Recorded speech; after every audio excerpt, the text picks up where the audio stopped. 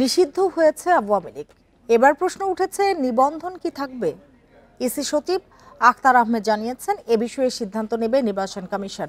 আর সাবেক নির্বাচন commissioner jasmine টুলি বলেন, নিবন্ধন বাতিল না হলেও পরবর্তী নির্বাচনে অংশ নিতে পারবে না আওয়ামী লীগ, কারণ দলটির সব কার্যক্রম নিষিদ্ধ করা হয়েছে। আওয়ামী লীগ নিষিদ্ধের দাবিতে বৃহস্পতিবার থেকে আন্দোলন শুরু হয়। যমুনার সামনে অবস্থান ও শাহবাগ ব্লকেডের পর শনিবার জরুরি বৈঠকে বসেন উপদেষ্টারা। পরে আওয়ামী লীগের কার্যক্রম নিষিদ্ধের সিদ্ধান্ত জানান আইন উপদেষ্টা আসিফ নজরুল।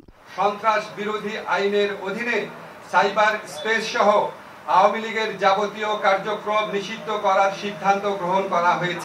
এমনকি অনলাইন কার্যক্রমও নিষিদ্ধ করা হয়েছে। এখন প্রশ্ন হলো, রাজনৈতিক দল হিসেবে আওয়ামী লীগের নিবন্ধন বাতিল হবে কি?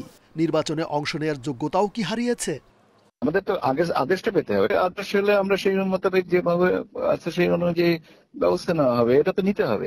এটা তো ব্যতিক্রম করার তো কোনো সুযোগ নেই। এসি কাগজ পাওয়ার পরে প্রয়োজনীয় ব্যবস্থা নেবে।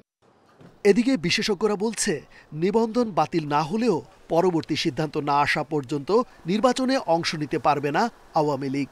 রাজনৈতিক দল হিসেবে যদি না বাতিল করে, যে রাজনৈতিক দল হিসাবে, তাহলে কিন্তু নিবন্ধনটা বাতিল করতে পারবে না, কিন্তু নিবন্ধনের কার্যক্রম মানে নিবন্ধনের ফলে যে সমস্ত সুযোগ সুবিধা একটা রাজনৈতিক দল পায় নির্বাচনে অংশগ্রহণ করা, সেগুলো সমস্ত স্থগিত হয়ে থাকবে।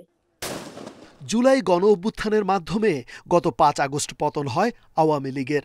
এরপরই গণহত্যার অপরাধে আওয়ামী লীগের বিচার ও রাজনীতি নিষিদ্ধের দাবি ওঠে।